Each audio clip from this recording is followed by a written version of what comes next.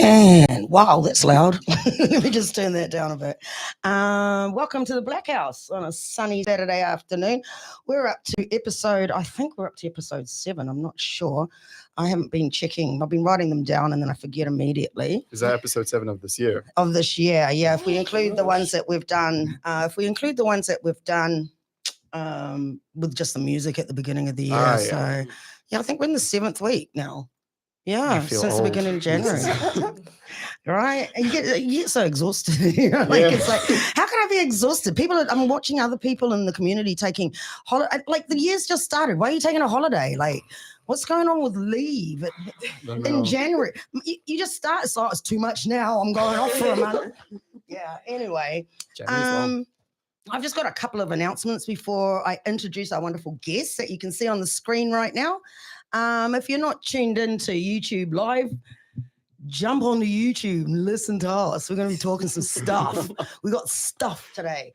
But first of all, I just want to do a big shout out for the 20th of February. Please come to the High Court in Wellington on the 20th. 10 a.m. We're meeting Luke's parents and we're all going to be there and support them with this important court case. That's the first thing. And also the Blackhouse Afro-Urban Soundstage is at the Newtown Fest on March the 2nd at the Emmett Street stage in Newtown Primary School. It's the car park of Newtown Primary School. And we're going to have DJ Nancy plus Amani J, who'll be on the Blackhouse next week with us. We're going to have DJ Coles. We're going to have DJ XJ and KB the DJ. And we're going to be only on from 4 till 7. It's free. Everybody knows Newtown Fest is free. And we are going to be sourcing a Congolese flag to fly on our stage, along with the Palestinian flag. And because I got an email from somebody saying, can you do this? I said, yeah, but you're going to fly a Congolese flag as well. So I'm doing my bit, right? Because, I saw the video of Janina and it was a stories, right? Mm-hmm. And I was like, yes, you're absolutely correct, Janina. We do need to talk about this. So before we even go any further, I want to welcome Vira Paky. You're Congolese and you're part of the Blackhouse as well. Yes. Yeah. Also, we got Reece Steyn. He's been a regular on the Blackhouse for a while and he's part of the Blackhouse. And we got a special guest all the way from Auckland, Janina Asiedu. How are you? I'm good, thank you. How are you? This is like adrenaline running and then, I pass out after the show. That's basically what happens. Amazing. But, so I saw you do the live and you did a really good call out of what we could do more. And, I took it as people in our community, the African community in general, why aren't we talking about this? And also, the wider New Zealand community. Tell me about who was that aimed at and what, because I took it as like, yes, you're absolutely 100% right. We aren't saying enough. We aren't doing enough. Yeah. And I love being called out and going, I need to That's good. I need to do something. So I got on the phone and I buzzed and I said, hey, come on the show. This is what I can do. Yeah. Right. And it was something that I, as the Blackhouse, we can do something, even if it's in our small little way, drawing attention. But, what was the thing that got you saying that, wanting to do that in the first place? Yeah.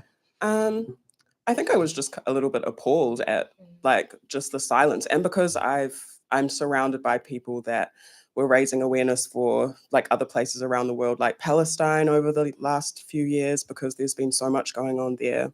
And just when the equivalent, or, what we call it, the equivalent was happening in Africa, there was just not the same pushback. And I was just really confused. So it wasn't necessarily aimed at any people group in particular. It was just aimed at all of us, including myself. Yeah. I took it personally, so that's okay. I don't mind taking certain things personally when I think, I haven't done enough. Yeah. And it was actually something that had been on my mind, also with the Sudanese situation as well. It's like we don't do enough. We haven't done enough of this sort of stuff and we should be doing more. So thank you for that. No worries. You gave me a job to do for the rest of the week, which was pretty amazing. It wasn't the rest of the week. It was 3 weeks. Yeah, I think it was 3 weeks. Yeah, it was a lot. So I brought the book that I wrote just for this show. So today, let's just focus. Well, we could go over some of the key players, right? That are and of course anybody, because it's such a big, complex, you were saying something earlier about it being a big, complex issue. We can't really cram everything into 1 hour. Oh, absolutely. We're not going to become experts by the end of this. No. But we're going to be taking the first steps into this journey. Yeah. And it's a lifelong one. Yeah. It's, well, how long, you told me before, how long has this been going on? I mean, I always say 60-ish years. For me, Right. the incitement really kicked off after the assassination of Lumumba, our first democratically elected president. So 60-ish years. 60-ish years versus 60 minutes is a tough one, but you know, we're making the steps, which is the most important part. Yeah, the assassination of Lumumba, that was CIA organized, right? That was. And Mobutu was a CIA front or agent. Yes. For operative. Yeah. So when you have, and this is actually how complex this thing is, because there are so many players involved in the Congo for different reasons.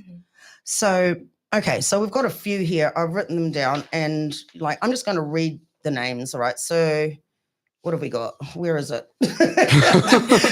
So much. Scroll to page 24. Okay. Yeah. Page 24.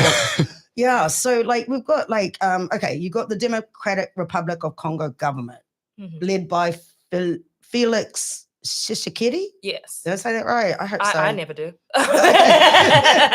So we've got, and we've also got the Congolese army, FARDC. Yep. Then we've got one of the main players is March 23. So that's the National Army of, what is it?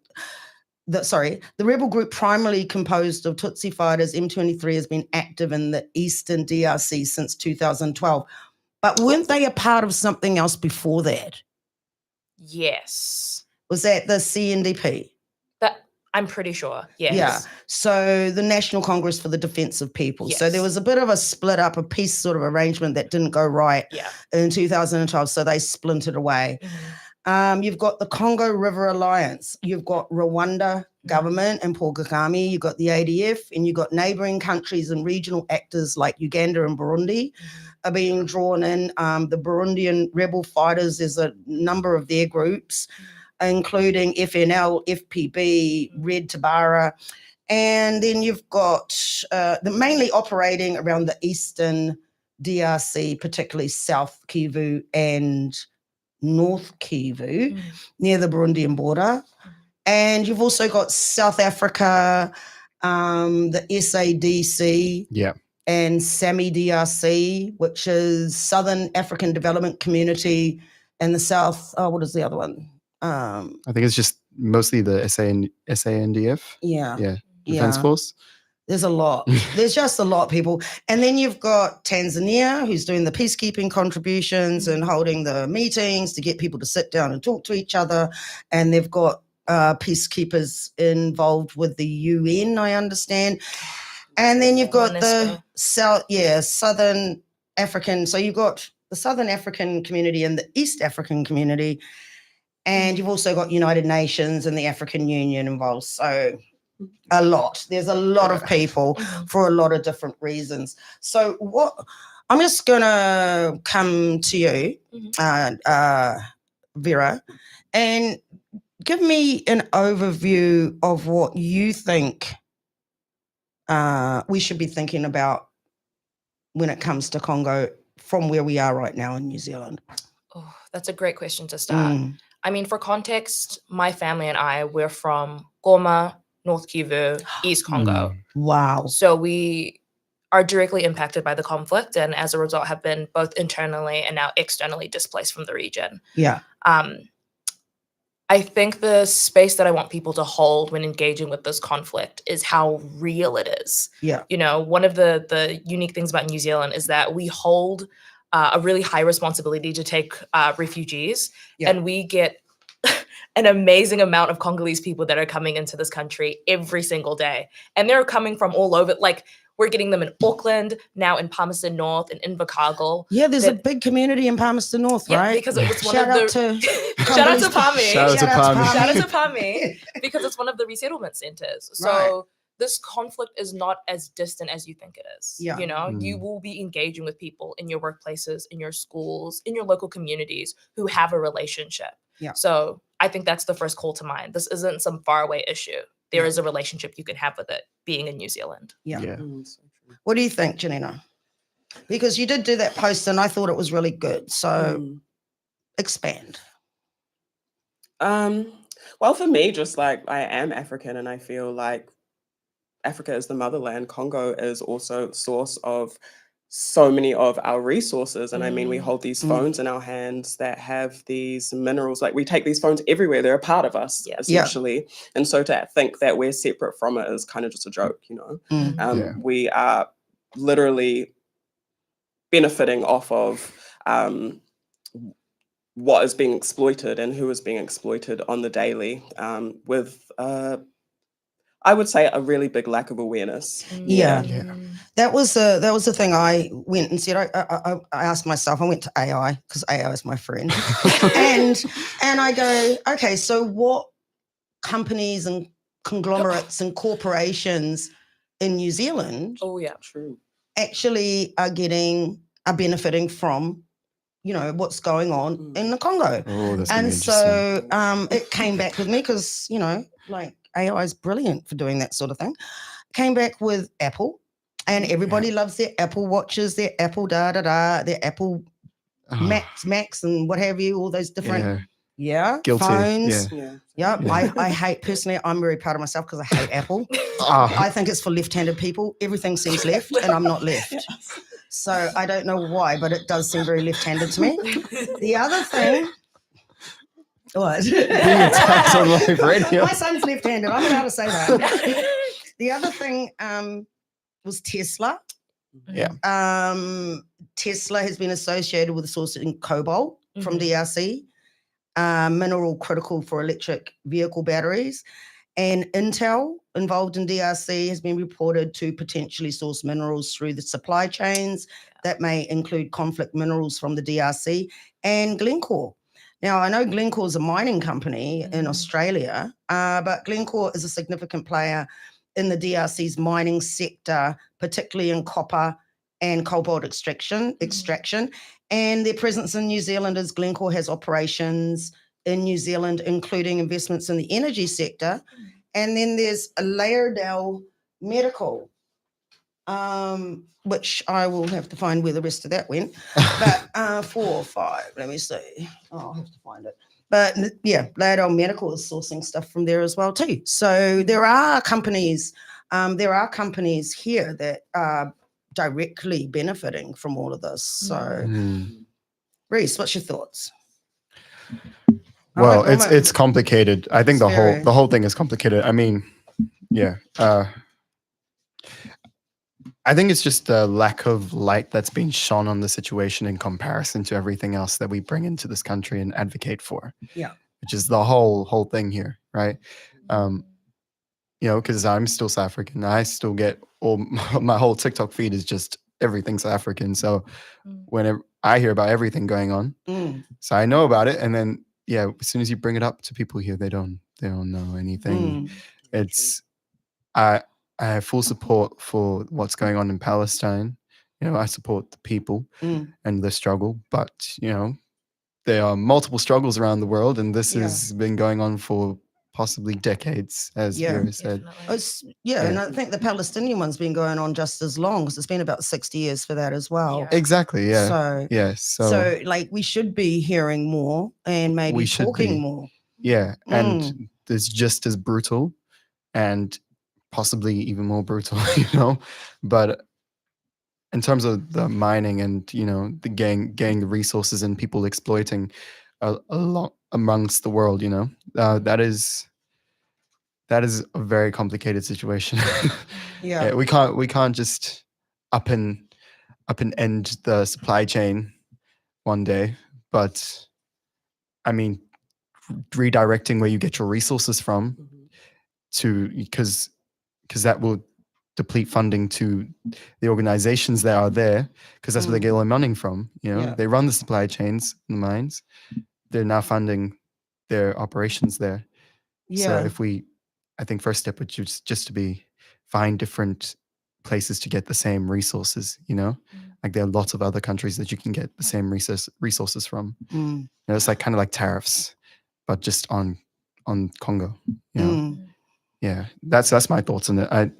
Yeah, it's complicated. It's always going to be complicated. Yeah.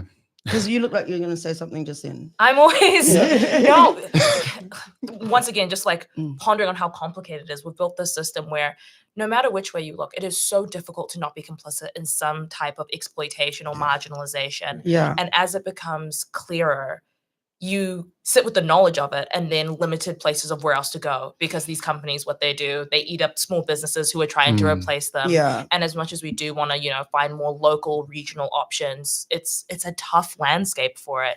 So it is kind of, you know, having these critical conversations, but also thinking really, really hard about how do we make actionable steps towards it? Because, you know, as much as I look at my iPhone and cry, like I need to do other things, you know, and just feel the guilt wash over me every single time. You know, there has to be something else, because the aim of awareness raising isn't guilt, it's movement. Yeah.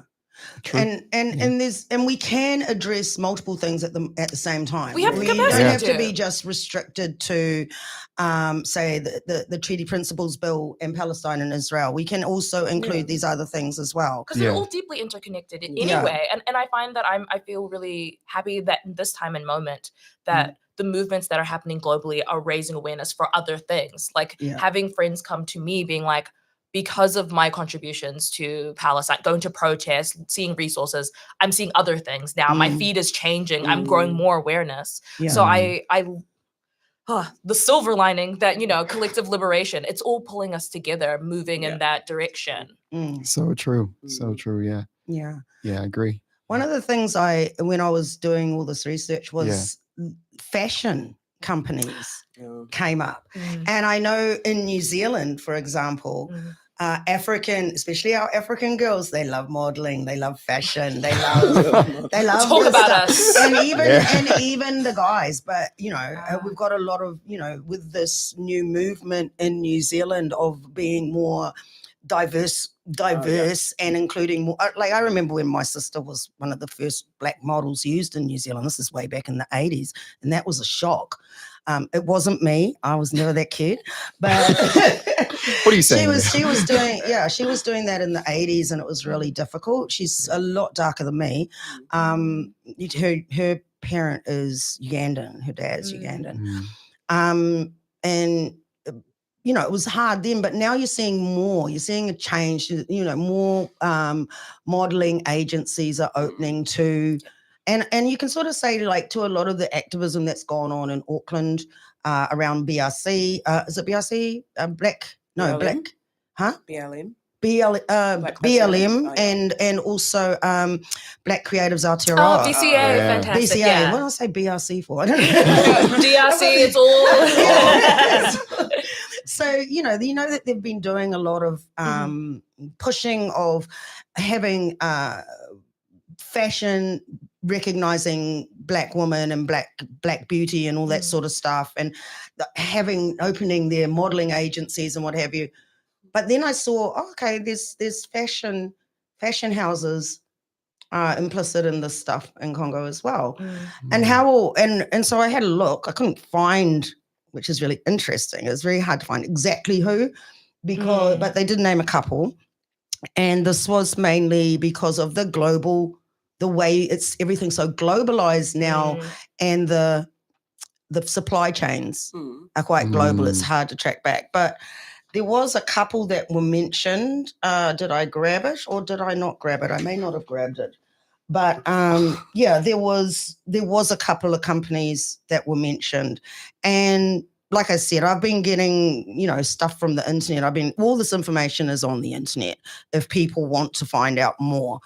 But that could be a way that, people could be more involved with what's going on in New Zealand. What do you think? Yeah, for sure. I think, even for me, I don't know everything, and I don't think we were talking about this before. It's not possible. There's so much out there. There's so much knowledge, or there's so much, what do you want to call it, history, and so much that's happened over time. I think you don't need to know everything. Right. You don't need to know everything to be able to speak on it. You just need to know the gist of it, and that is that Black people, African people are being exploited for their minerals and also, being pushed out of their land. And if that was anywhere, it would not be okay. Yeah.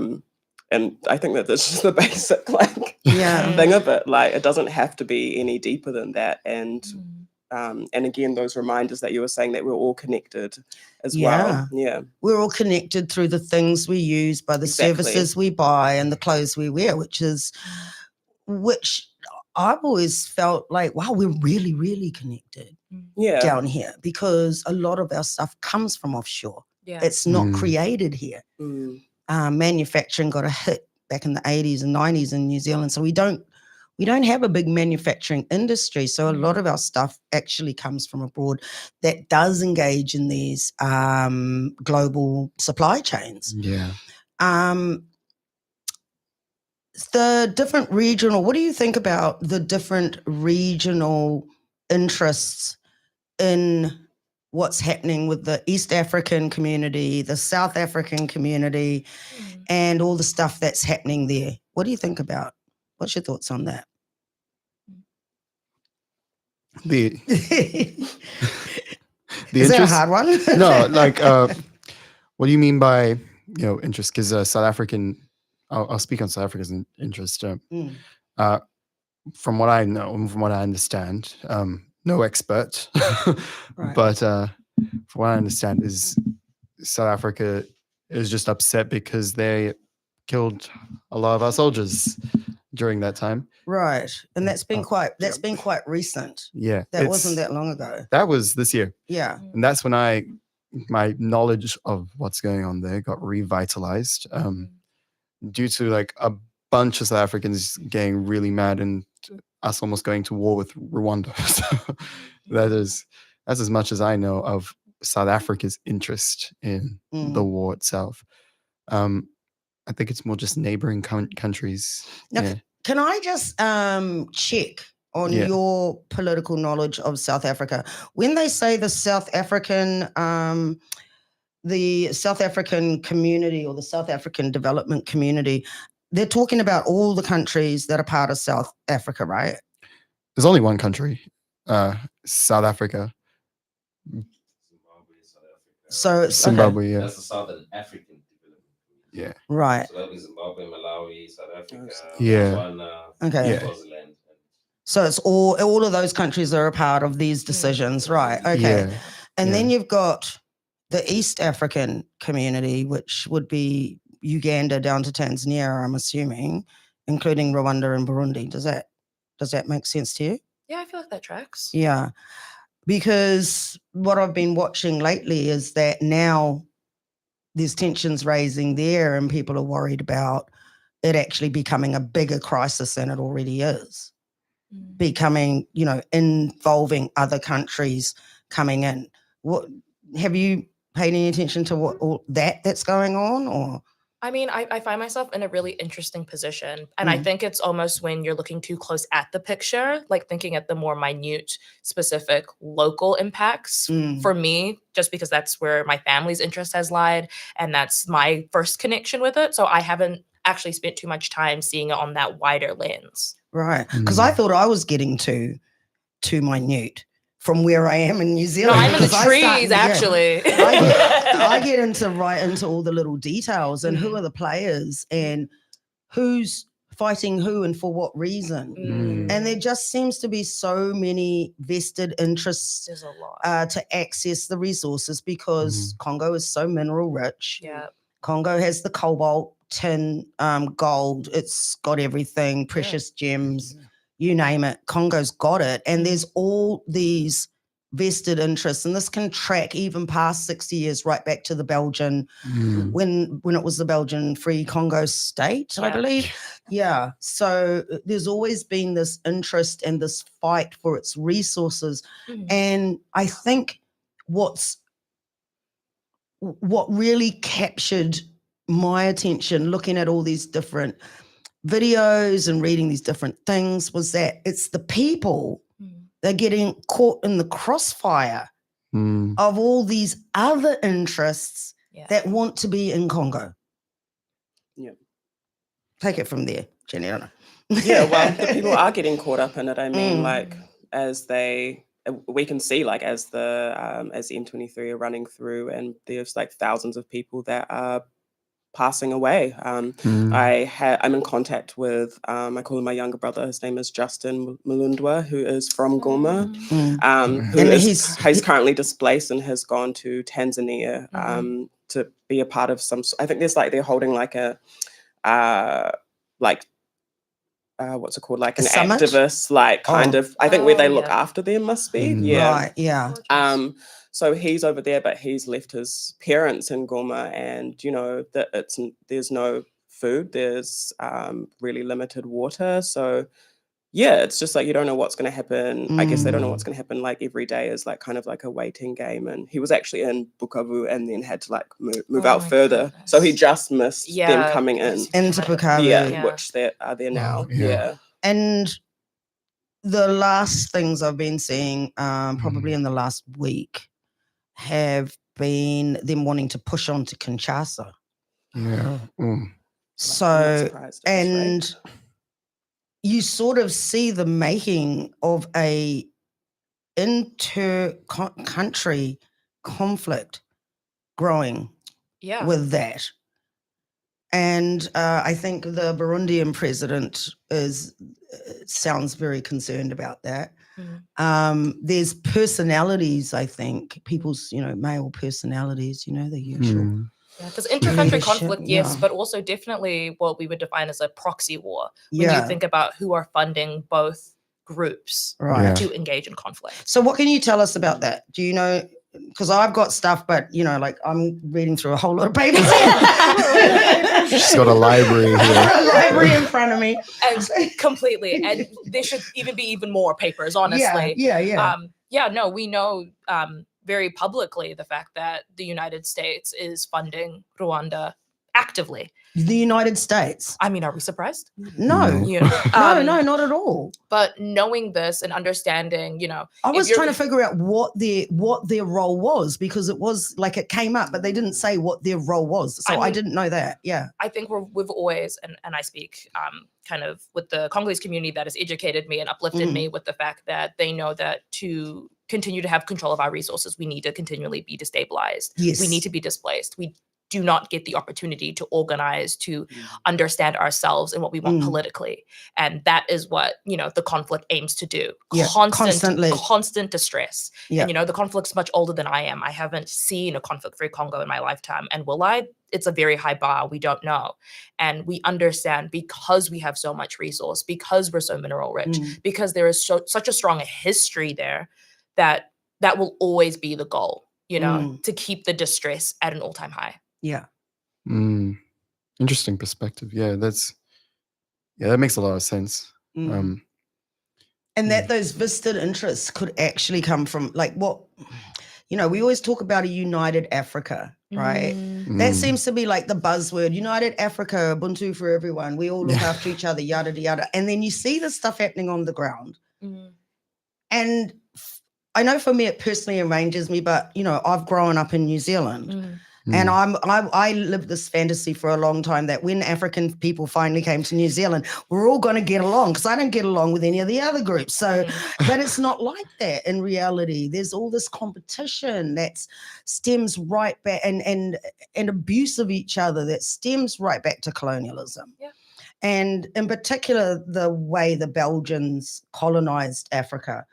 I think the issues between Tutsi and Hutu go right back to the way the Belgians treated people differently because of different ethnic groups. And it's an old adage that's been used in colonial projects worldwide. Yeah. Divide and conquer, right? Yeah. So, when you've grown up out here and you don't belong to any of the groups, you're just all on your own, you're your own little group, you kind of think, why don't we just get along? Can we just get over this? No, but it's so much more deeper and it's long entrenched. And what can we do? Like, how do we change minds and hearts? Do you think that in this digital era with young people and being able to communicate digitally and put your ideas out digitally. Do you think that this could actually change, or will the old bulls hold on to everything till the very end? What do you think needs to happen? I really just want to jump in so quickly because my mother did such a good job of not making that my story. And you listed at the top, you know, all of these different parties that have vested interest in Congo, all of these different conflicts, and she did not grant that to me. Right. She made us befriend every African we saw on the street. Yeah. Even if you weren't looking at us, we were looking at you. Yeah. And you were coming to our house, you were becoming our friend. Yeah, because you've been here for a long time. Yeah, I've been here, 20 years. And like when you're here, when you see another African in town, the first thing you do is, what's up? That's like, family. That's exactly what you're supposed what I to do. did. And Yeah. I noticed when I came back in 2015, I was like, why is nobody greeting one another anymore? And it's like the community's gotten much bigger because I was away for 10 years. The community's gotten much bigger. So we don't know everyone. But come on. It's a choice we make. It's a choice. We make entirely. One of the closest families that I grew up with were Rwandese. Right. And my parents could have made the active decision to carry the trauma of what they experienced into our new life in New Zealand. And they did not do that. And and because they've lived through it, that's extra hard, right? Yeah. To build that trust back. Yeah. Yeah. You know? What about Janina? What do you think? Gosh. You've grown up here as well, haven't you? I have grown up here. I was born and raised in Tamaki. Oh, wow. Yeah. My parents. Shut up. 31, awesome. Yeah. I love meeting other Africans that are born and raised here. Like, that's, it doesn't make me feel so weird. Yeah. We suffered together. I think we do have a unique perspective, though. For sure. Yeah. Yeah, no, you know, for sure. and we don't celebrate that enough. I think we don't shout it out loud enough because there's nothing, like I've always thought there's nothing sexy about being an African Kiwi or African New Zealander. Like Speak for yourself. We don't have the sexy legs put on it. It's like every time people ask me what should I do, well, okay, without going into specifics, I'm African New Zealander. What's that? I feel like other people find it attractive, but then us ourselves would be like, well. I think you know, like for so many years I watched how some of the boys used to try and pretend to be American. Oh, yes, right? Yeah. Like I've actually, shout out Chicago. I've actually nicknamed some that's stuck. But like the whole thing with like being the acceptable kind of black rather than being African. And I've always felt really strongly that I'm Tanzanian. That's my identity. My sister, on the other hand, felt more like she used to pass off the American thing a bit. And like I saw, a lot of guys, it happens in Australia too, want to say they're African American and not say they're African. Yeah. Yeah. I mean, especially in New Zealand, you can understand that like African American culture is treated very, very highly. This country embraces basketball. And I was gonna say they embrace basketball, they embrace hip hop, they embrace their civil rights activists. There's a clear love and appreciation for the culture, and because Africans don't exist in the national narrative of what it means to be a New Zealander or what the New Zealand community looks like, we get erased. Yeah. So it's like, do I choose to be invisible? Or do I choose not to be myself, but deeply loved and appreciated? Yeah. Because those are the options. Yeah. And with that, like just that whole thing of being African and, like when I was in Australia, they've got African Australians and they're really staunch. Like they've got this rep of being really staunch, ripping Indigenous rights and stuff. And then I came back here and I was like, so what's African New Zealand doing? Like, what are we doing? What are we standing on? I mean, I saw the BLM thing and everybody got up and jumped up for that. And then everything went quiet. And it's got to be continuous. You know what I mean? You're either down for the cause for life. You can't just be clout chasing for the cause. Exactly. No. You want to say anything speak to that? Talk to the clout chasers. No, it's definitely not about clout at all. And that's just like kind of insulting even to think that it would be. Yeah. I don't know, for me, like I'm a pretty spiritual person, so I'm like our souls and our spirits are involved in this and our futures as well, I think when people are doing, whether African or not, activating for these different causes, if you're doing it for clout, then or just doing it because you feel like you Mm. should, or Mm. someone else is telling you to, you kind of have to go into yourself to be like, okay, like again, we were talking about how it's affecting us or how we're connected. And Yeah. then that can help you continue to make it a part of your, like the rest of your life. Cause it really is, Yeah. especially if this stuff has been happening for so long, then, you Yeah. know, how long is it going to take us to deconstruct and heal and cultivate, you know, peace and the justice that we actually want to see. And being in New Zealand and being around at the time when all the Springbok stuff was going on, the protests and the protests everywhere that happened. And then there were more protests in 84 that, you know, they destroyed Queen Street. You know, it was about 84 and stuff, like completely smashed it all down. But it didn't have anything to do with the Springbok one. But the Springboks, and we can, you know, New Zealanders can come together and really stand on issues. Yeah. And it's really interesting. We all stood on this issue here in Africa, but we're not standing on any of these other issues in Africa. And, you know, like, you can't keep patting yourself on the back for something that's happened in 1981 when there's still stuff going on in 2025 and you're silent. That's my opinion. I don't know. Am I speaking too strongly for you guys? I don't Well, you are speaking strongly and it's deserved. We need to be speaking more strongly. I also, no, you go. I was also going to say, like, you around your other points as well, like the people being drawn to African American culture and stuff. It is because I've been speaking on anti-blackness as well, but it is anti-Africanness, and I remember you mentioning that, which is a massive thing. Like, you want to be, like, you know what I was saying in the video, you want to be Black, you want to, or you want to take from our culture and stuff like that, and the cool elements or whatever. But then when it comes to the actual, like, suffering and stuff, you all don't want to know anything about it, or can't be bothered to, or just used to watching us suffer, because again, it has been happening for so long. Because I question BLM motives in New Zealand when they're not turning up for something like what happened to Luke. If you're not there in numbers, what kind of BLM are you? Because that was about violence, you know, anti-blackness and violence. It was state, you know, police violence and stuff. But what's happened here recently, you know, if you're really about it, stand on it. You know, stand on it. Don't just tell us that you're about something and there's nothing happening.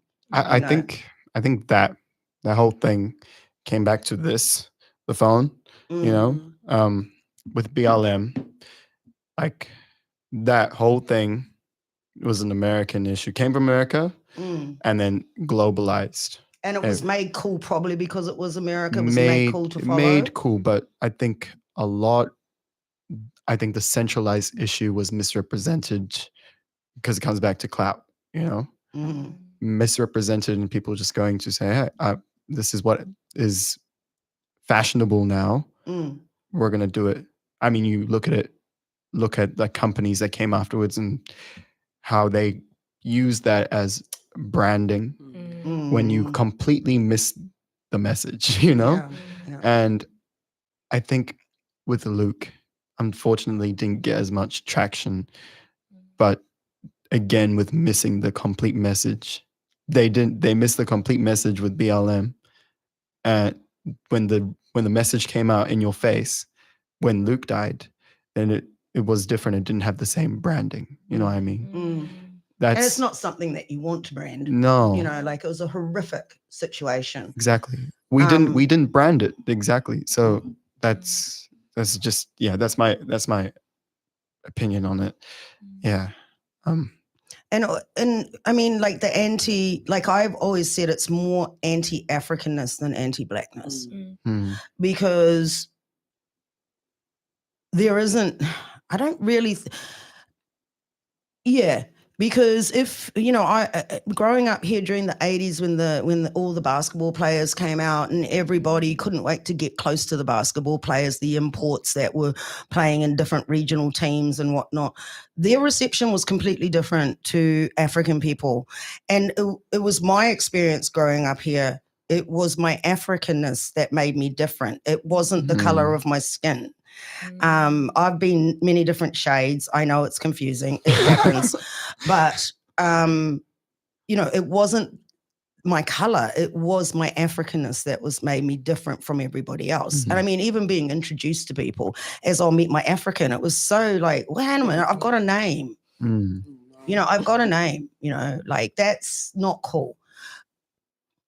And I think when it comes to the Congo situation, there is that sentiment of if it's African, with the exception of South Africa, we don't touch it.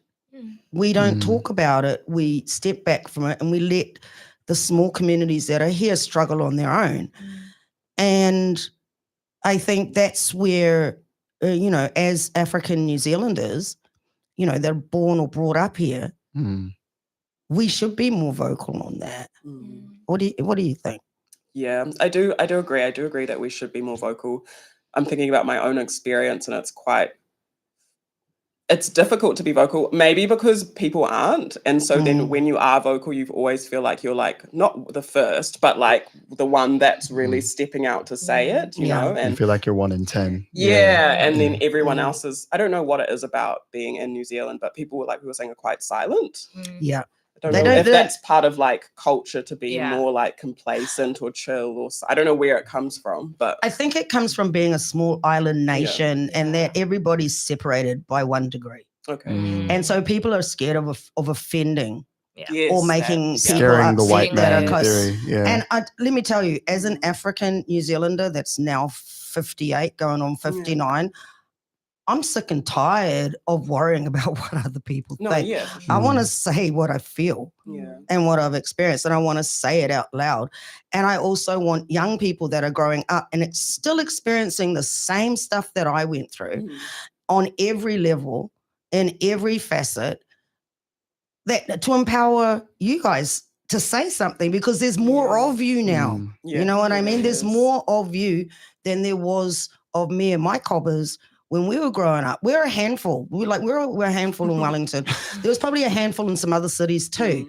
And we were all scrapping all on our own. Some of us were more intellectual about it, and some of us came from poorer communities, so we just threw up fists. That's what we did. And, you know, that's why I totally get Israel Adesanya. I totally get why he became an MMA champ. I was on my way to becoming a boxing champ at one point myself, but you know, like life takes you another way, you know. But you know, like this is a country where you have to fight. Unfortunately, it's a bully culture. It's survival of the fittest. You are tribalized along ethnic grounds, even when you don't want to be. You know what I mean? And it was probably the time I spent in Australia. It was kind of different. But also they've got its history as long as New Zealand of African contact. But at the same time, there's a lot more people there. There's a lot more people like me. There's a lot more people like you. And you don't feel like you're all by yourself. But here you can feel like you're all by yourself. And if you're kicking up, then, you know, like sit down, be quiet. You know what I mean? Stop making noise. That whole tall poppy thing, just be quiet. You know, stay in your lane, that sort of thing. And I think that we need to speak up more about this because it's real. It's very real. It's very real. It's an experience that needs to be heard more. Yeah. And where are we doing? We've got 12 minutes. All right. So I tried to look for petitions that may be going, and I couldn't find any in New Zealand. So thinking about, you know, what could we do to get attention? What do you think? What could we do here in New Zealand to actually draw more attention to the crisis in the Congo right now? What's your ideas? Because I wrote down some ideas, but like I want to hear from you guys. You know, I can't come up with all the ideas. Come on, guys. Social media first and foremost. You know, everyone with the phone knows, can read, they scroll on their phone all day. I'm guilty, but campaigning like that's a good thing to start with. Exactly what you did. Like that's an amazing start. Next step would be petition. But it's always just spreading the awareness throughout the community. Because as soon as you give people a reason to be angry, they will also be angry. So it's just giving them that reason. And even like making companies aware, like Apple, Tesla, and Intel, which operate in New Zealand, like what's their stand? You know? Yeah. What do you think? What can we do?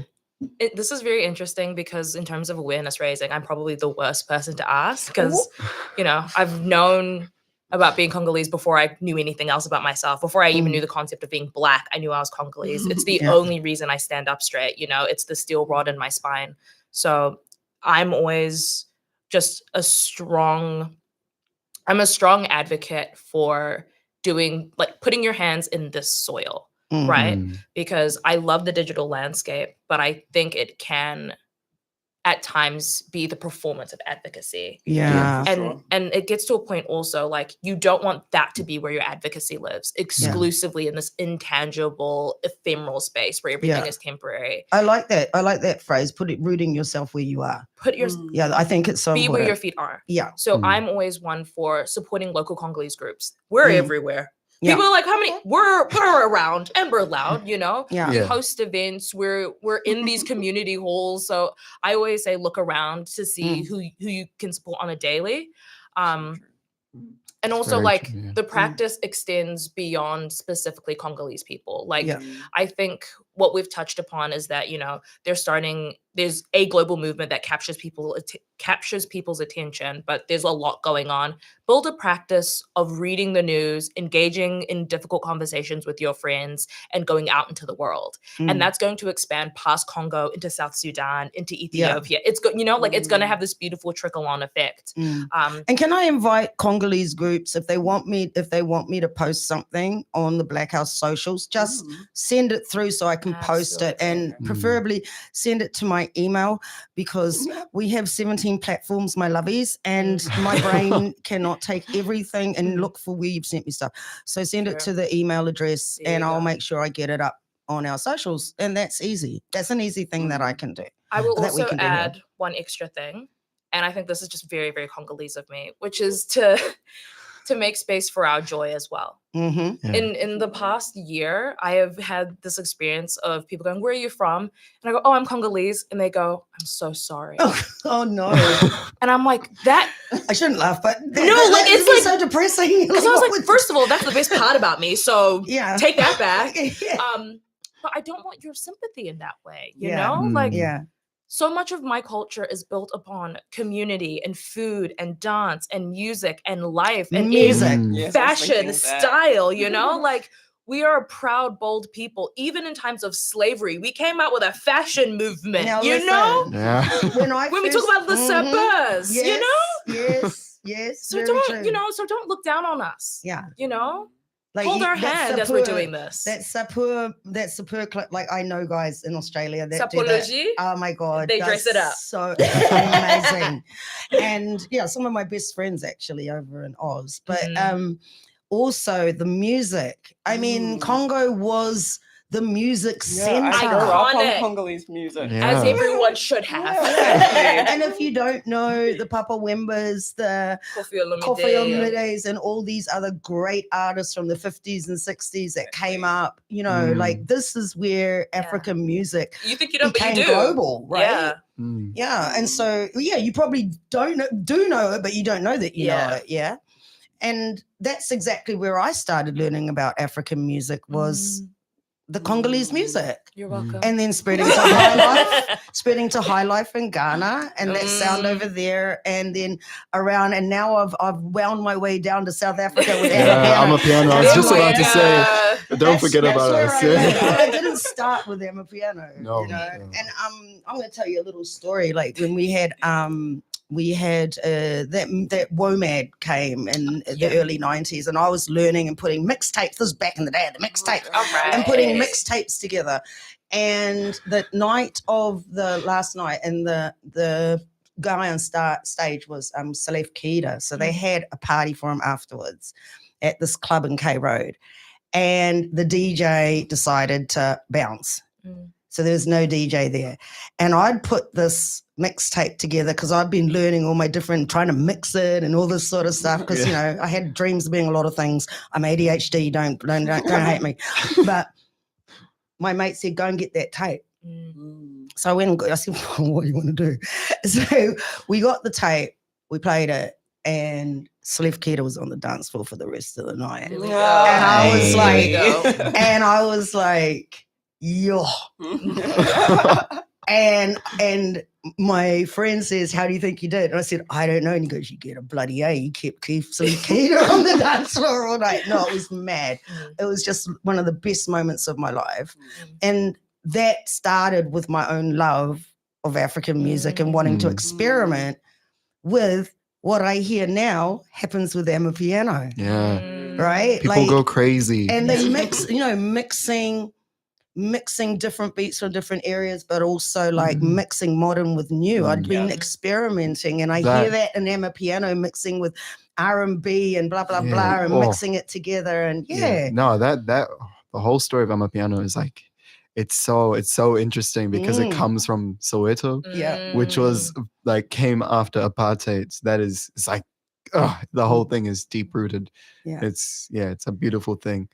So there's a lot of things that are really positive that we can greet our mate Vira with besides, oh, I'm sorry. Message to the world. So no more of that, folks. Anything else that we should be thinking about? Could we call, write a petition to Parliament maybe, or even engage with other activist groups to sort of include Congo in their breakdowns? I mean, that was it. Aotearoa Liberation League does really good breakdowns on Palestine. And they've probably got more time to dedicate to doing that than me, and they're definitely a lot more experienced than me.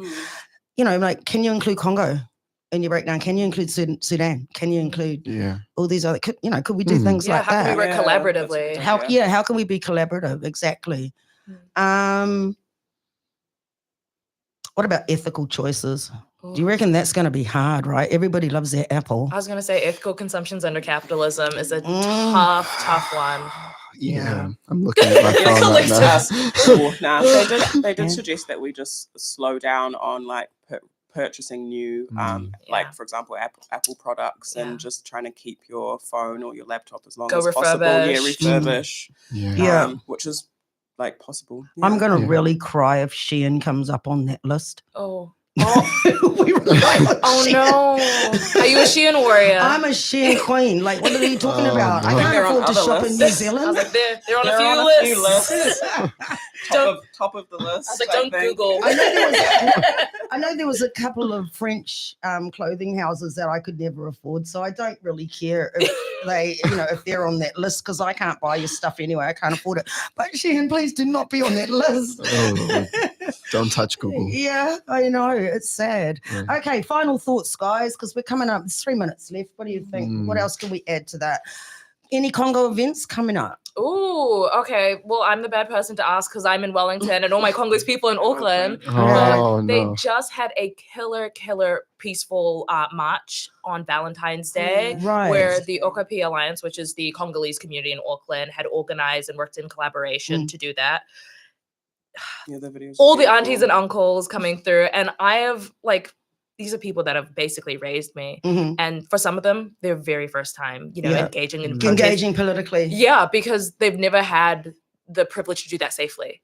Yeah, and it was just such a joy to see. So things are happening around, but I feel like on the Blackhouse we'll be able to share some opportunities that'll be coming up. So stay tuned. Watch the space. Yeah, I mean, you could work with VATSA as well. There we go. Yeah. I mean, we could organize something. I really want to engage the young people because I'm getting old and this I don't want to. Who's that? Who's that? I need my sleep, guys. So no, and I think it's really important to do all of this sort of stuff, engage, collaborate. Yeah. We also have a screening. We're screening War in Congo next weekend on K Road in Tamaki Makoto. Right. So we have tickets up on the Eventbrite. I can send that. Send the link through. So somebody might be up there that week. When is it? Sunday, 23rd. 23rd of what month are we in? Oh my February. gosh, February. Yeah.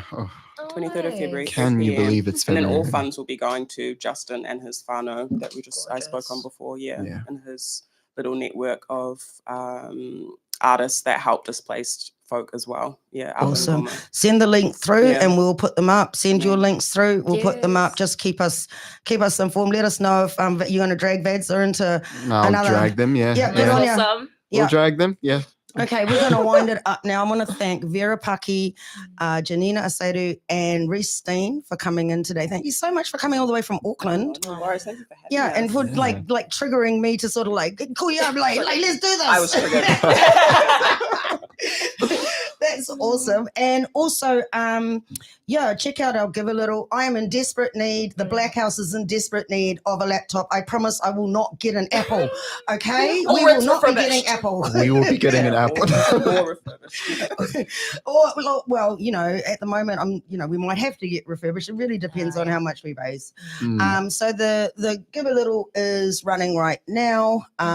Go to it, throw some coins our way. I'm a poor old woman that doesn't have a lot of money, and I need the help of the community. Yeah. So please, because I cannot, the amount of videos that we've got stacked up, it's pretty crazy. Yeah. So we got to get through them, and I need something that's fit for purpose.